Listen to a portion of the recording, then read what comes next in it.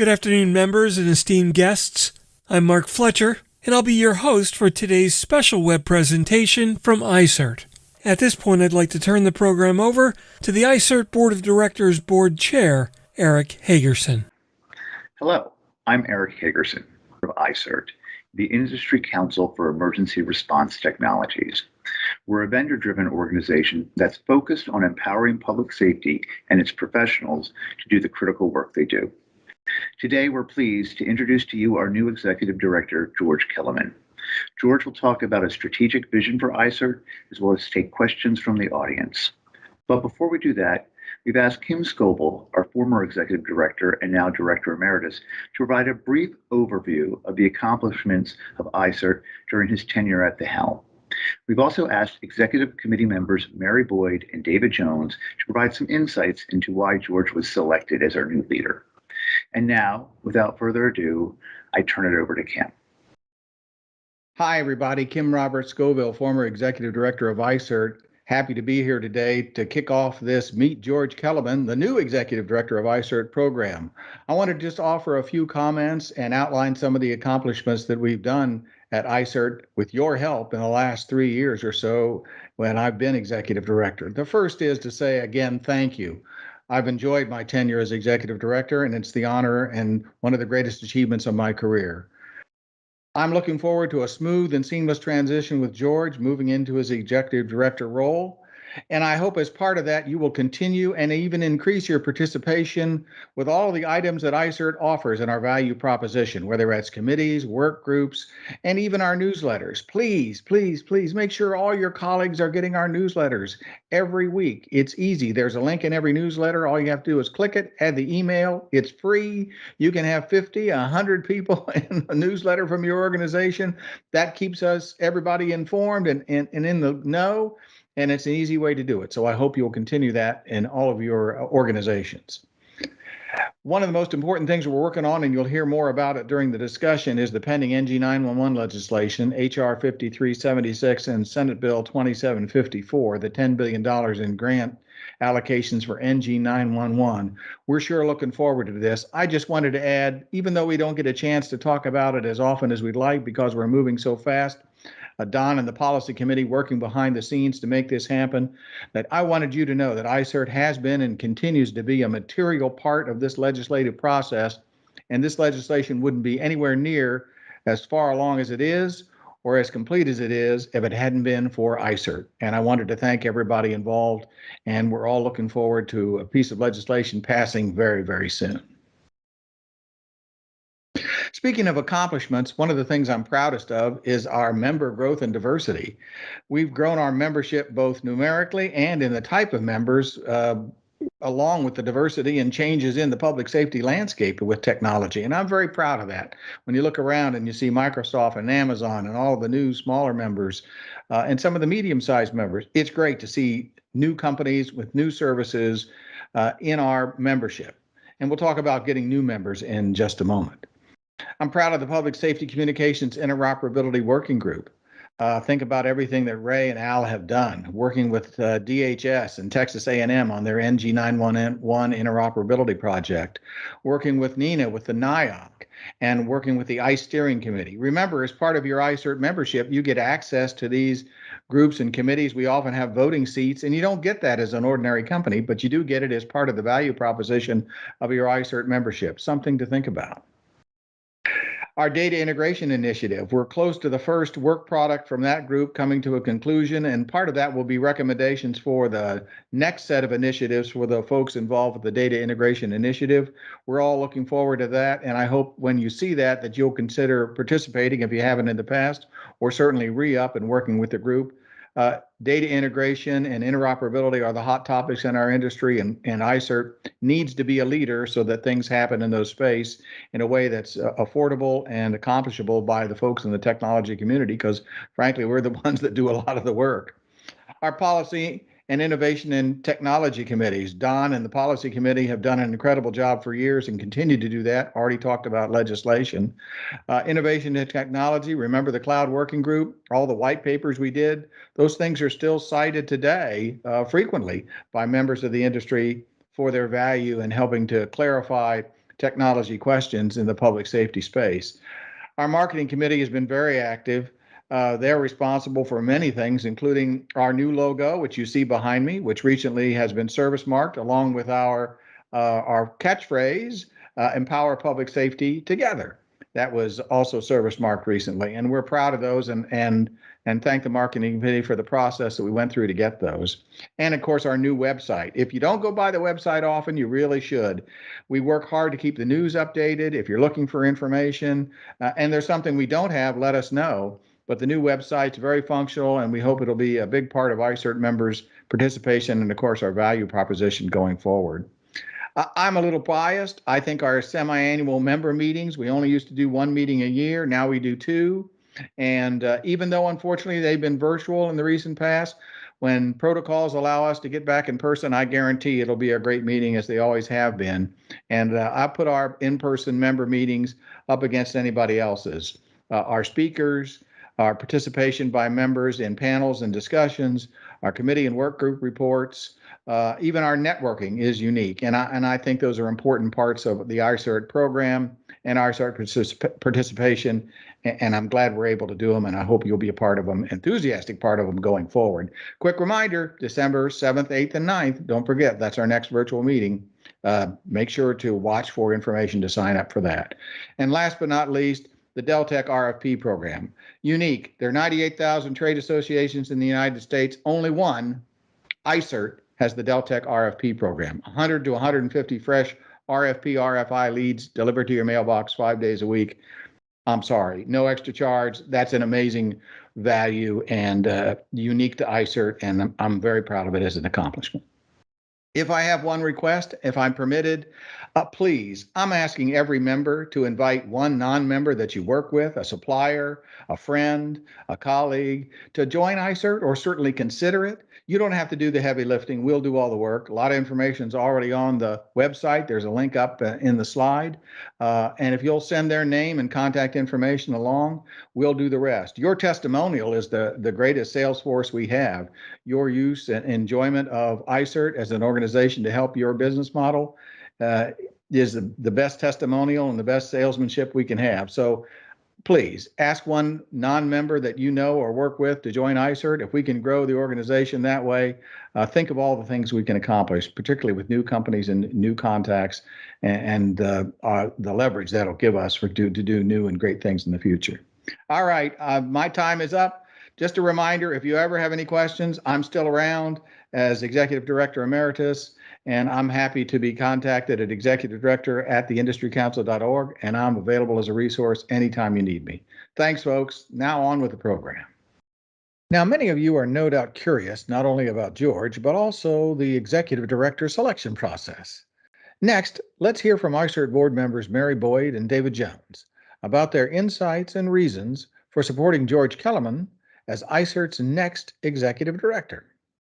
So the iCERT and the executive committee, once we learned that Kim Scoville was going to leave us, we went to work developing a process for recruiting our new executive director. And it was actually a very solid process. We initially had very strong requirements in terms of what we were looking for in a new executive director that included public safety. We felt that was very important given the unique nature of iCERT and who we serve. However, personally, what I learned and was overwhelmed by it through the process was, one, the number of applications that we received. The amount of people that were interested in joining our organization was impressive, but also their resumes. And they came to us from various backgrounds. Definitely had a blend of public safety background, but also potential applicants that were in all kinds of other industries. Through the process, in addition to public safety experience, we were also looking for an individual that understood, one, it was a small operation. Could they function with a very small staff? Two, what were their ideas to grow the organization? focusing on revenue. We all are revenue driven in our day-to-day obligations and our paying jobs. We were looking at creativity and growing our revenue in iCERT. And the other item that was so important was also understanding that we needed a strategic plan. So we set forth this process. The executive committee divided up the applicants that we wanted to talk to. So we would interview, maybe one or two executive committee members would interview an interested person, and then we would all come back together and discuss whether we wanted to go to the next phase. So it took us a while to get through it, but it was a very solid process. When I was on the first initial review of George, and a couple of things, definitely caught my attention. One, his background, strong background in policy. He had a strong background in working in DC, which we need certainly right now with the funding opportunities. Understanding how Congress works is very, very valuable asset. The other thing that got my attention with George was, one, he was accustomed to a small staff, but he also brought to us his prior employer, which was really a manufacturing retail trade association in Texas, and a very old one, like 90 something years old. And it was struggling. So George went in, small group, turned it around. One thing that stood out to me in interviewing with him was the story when there was a bill filed in Texas that actually put his membership at odds with one another. And he was able to maneuver the conflict, building consensus within that organization. And I'm sure he's very proud to say today, I won't speak for him, that he was able to join iCERT and leave that organization in really good hands, as that had completely turned around, both in involvement of its member companies and revenue. So to me, it was a natural that George would rise to the top. Also, my philosophy was, there's not a one of us that went to school, to college, to learn public safety. We all have learned it through the School of Hard Knocks. And certainly there's enough of us within iCERT that we will continue to support him as he learns the various technologies. But at the end of the day, I believe he will be able to maneuver through all the, variations of technologies and the focus that our member companies have, and bring positive results, both in cooperation within our member companies, but also in growing revenue. So I just want to say to another Texan, welcome, George. I'm delighted that you were able to join iCERT, and I want to thank you for actually submitting your resume. So as the executive committee determined the best strategy to move forward or as the search committee, I should say, determined the best strategy, we focused on two things. Number one, the direction from the full board was that we needed to have the individual that would focus on being able to grow the organization. That we had accomplished significant items in the past several years, but to advance the organization, that we truly had to grow the organization. So there was that point to consider. The next point the search committee focused on was finding the right individual that had a public safety or emergency services background. And ultimately, as we began the process and began seeing the letters of interest and resumes and the like, we realized pretty quickly that to truly gain that individual that we're looking for, that we needed to focus on those that have a demonstrated background in growing associations, in managing and growing associations.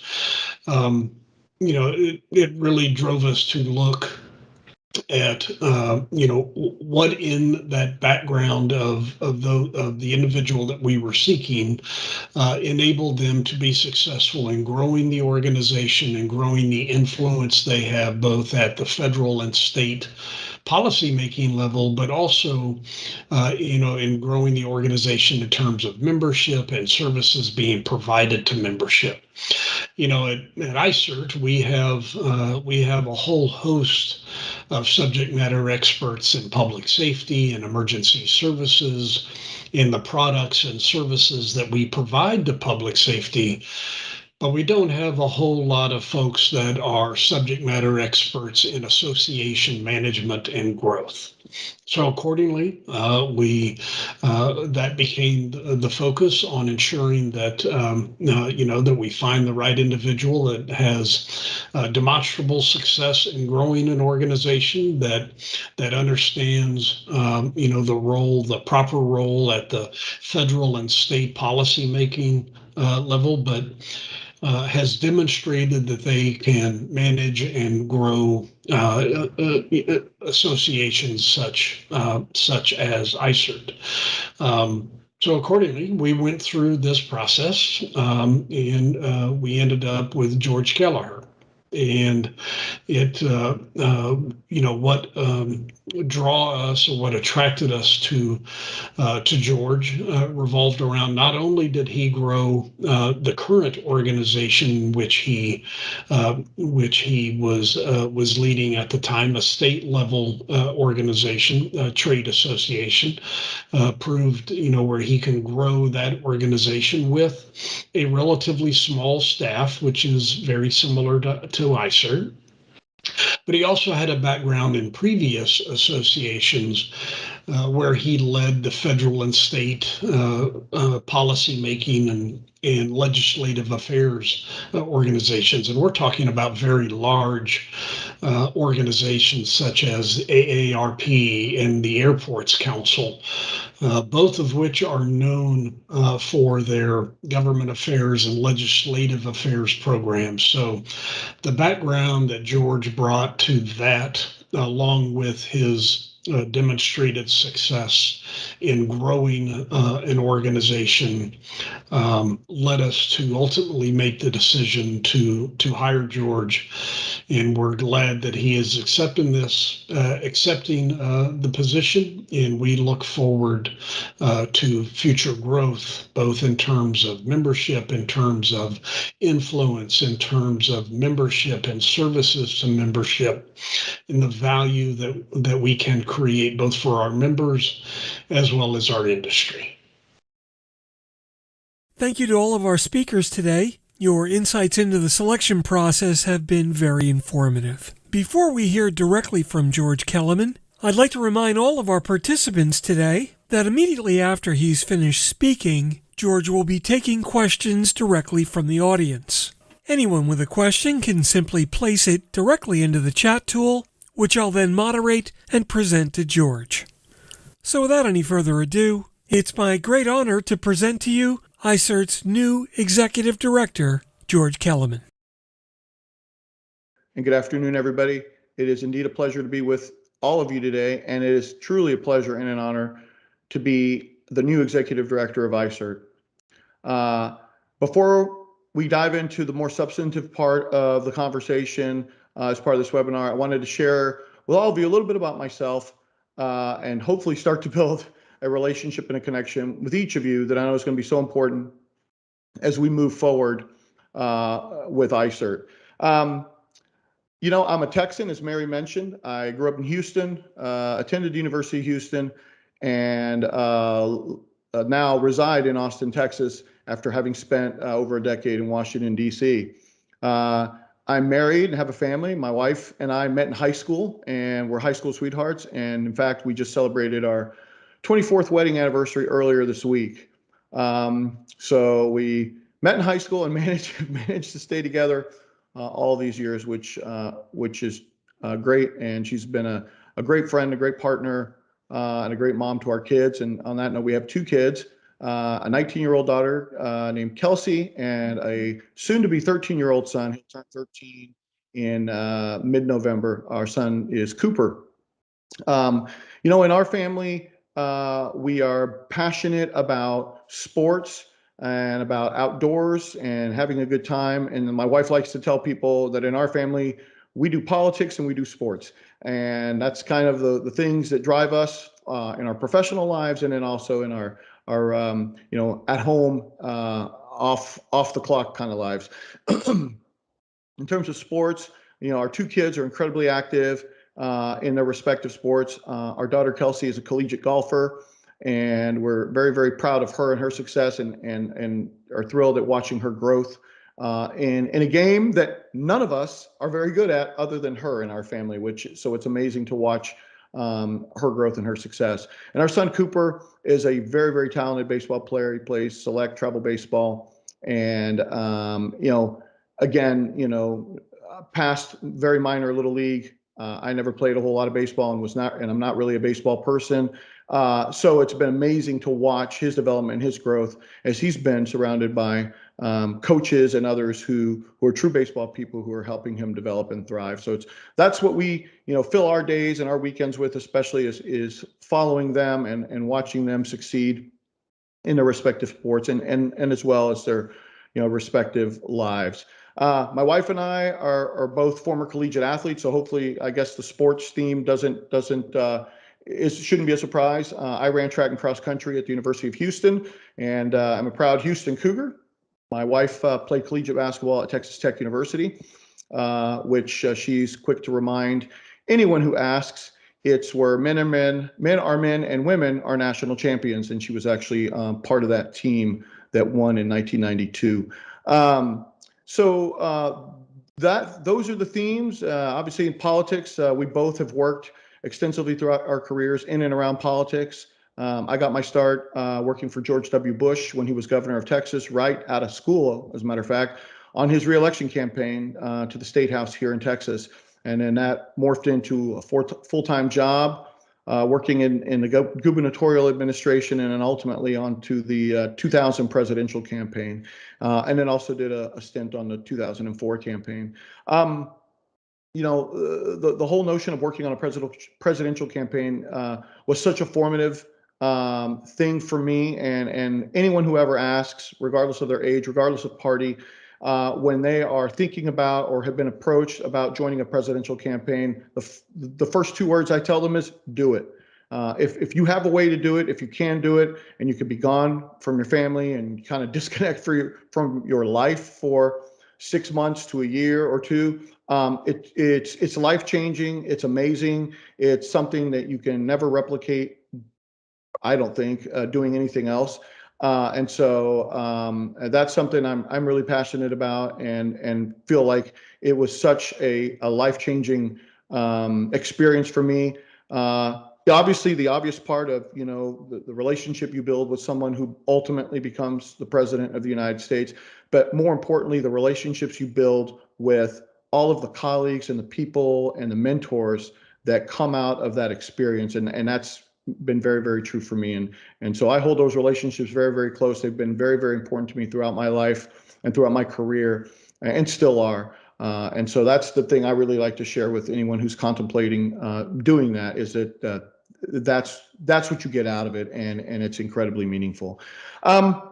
The only other thing for my family and I, we love the beach, and particularly we love Hawaii. That's where we go and get away and just unplug. And so it's been a little difficult during the pandemic, but we look forward to getting back to Hawaii sometime during 2022.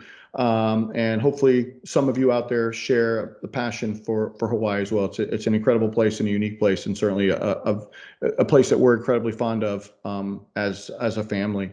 I'll leave you with one sort of side note fun fact about me that actually I haven't even had an opportunity to share with any of my colleagues, either on the iCERT governance or colleagues within iCERT, and that's that I have a side job. It's a volunteer side job, and I am the game announcer for the St. Dominic Savio Catholic High School football Eagles, and I have been for the last 6 years. St. Dominic Savio Catholic High School is where my daughter went to school and graduated from, and it was during her time in school where I was essentially voluntold for the game announcer job, and it's been a blast and a lot of fun, and I've been doing it for 6 years now, and including 2 years after my daughter graduated. So that's what I fill my Friday nights with during high school football season. And just kind of a little fun fact for folks to be aware of.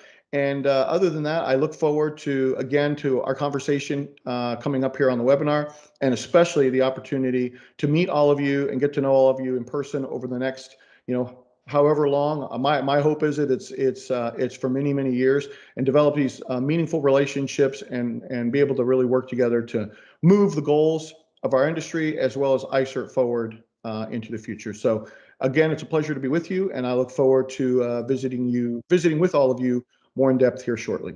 Thank you. Thanks very much, George. We will definitely have to trade stories on favorite announcer microphones. All right, let's move directly into the Q&A. Once again, if you have any questions for George Kelemen, simply place them into the chat where I'll moderate those and present them directly to George. So we'll ask everyone just to stand by for one moment as we switch into Q&A mode. Okay, the first question in today is, why did you pick the iCERT organization?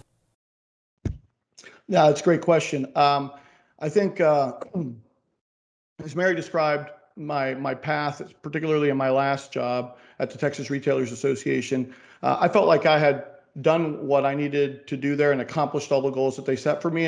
And from a personal and career standpoint, I felt like I could be an executive director or an association leader at the national level. And so that's really what I was looking for. What jumped out about iCERT was just the subject matter area, the area within public safety. Even though I haven't worked directly in public safety myself throughout my career, I've worked on the fringes, and that's what I expressed to the search committee when we had our conversations. Through my role at the Airports Council, got a lot of interface with the Department of Homeland Security, with law enforcement, particularly in the airport world, and then here, actually in my job at the Texas Retailers Association, got a lot of interface with emergency response, both at the state level and the local level, dealing with the various natural disasters that we've had hit us. So it's an area that I've worked on sort of on the margins and have really, really been fascinated by and enjoyed, and made some good relationships, professional relationships in it. And so, yeah, it just jumped out at me, and I thought, yeah, I like this area. I like these folks, the ones that I know. And so I thought, why not? Or here's our next question. So you've worked in smaller organizations that were struggling and built them back up. Now you have an organization that is in good shape. So what are your plans to maintain its current stance and grow it? No, that's a really good question. And actually, it's a testament to the leadership that iCERT has had throughout since its inception in 2005. I've been able to, I'm in a very fortunate situation that not only am I able to really gain a lot of knowledge and experience from my immediate predecessor, Kim Scoville, but I've had the chance to already connect with the two prior executive directors of iCERT and start to tap their knowledge, and because they're so involved in the industry and in the organization as well. So iCERT is in a really unique situation. It's on this upward trajectory. It's on this growth trajectory. So it's not coming from a place of crisis where you're trying to limit the damage and then build it back up. It's on this growth trajectory where you're taking something that's new and trying to continue to build on the legacies that have been established already. And this is such the area of public safety, the ecosystem of public safety is continually emerging and evolving. And so that's always going to bring new players in and different players in. And so the potential for growth is definitely there. And so that's the way I'm looking at it is there's opportunities to grow this. Let's find ways to grow it. And by the same token, increase all of the good work that iCERT does on behalf of the industry. Okay, this next question came in on a private DM to me with a double dog dare you to ask it. You've been here a few weeks and have read all the briefing files. What are you still doing here? Well, it's everything is moving very quickly. It's been a very, very busy 3 weeks, but that's what I like. That's the kind of environment that I thrive in. And so The good thing is, why am I still here? I think it comes down to the relationships I've been able to start to build and forge over these first 3 weeks, and probably a little bit before that during my transition. So, and they've all been good. I think if they were really bad, maybe I wouldn't still be here. But the bottom line is they've all been good. They've all been welcoming, and I think there's quite a few people on this call already who we've had the opportunity to roll up our sleeves and get a lot of work done and be very collaborative over these first 3 weeks, and that's been really rewarding and enjoyable. And again, that's an environment that I thrive in. So I hope that answered that question. Well, I can tell you at least I want a coffee. Here's the next question. What do you think your biggest challenge is taking on both a new organization and a new industry? Well, for me personally, it's just the learning curve, but it's something that I'm used to and I've been in the past. When I took on my role at the Airports Council as their head lobbyist, representing every airport in the U.S. and Canada. I'd worked in aviation policy none. My frame of reference for aviation was as a consumer, as a member of the flying public, and so. I approach this the same way. It's an issue area that's fascinating, that's interesting. And so what I've been trying to do is dive in and learn and absorb as much as I can, but also know what I don't know and trust and lean on the folks and the experts that we have. And that's one of the really interesting and great things about iCERT. It is full of people who are steeped in this issue area, who have great depth of knowledge and experience and background, and who I have started to lean on and will continue to increase my knowledge, but also to do the things we need to do to achieve success. Well, thanks very much for your time here today, and thank you to all who attended this session. We had a really great crowd. I want to remind you that a video playback of this will be available on the iCERT YouTube channel, and watch the iCERT website, theindustrycouncil.org, for more information on that. I'm Mark Fletcher. I'm Vice President of Public Safety at 911 Inform. Thanks for watching, and thank you for the opportunity to host this webinar. Take care.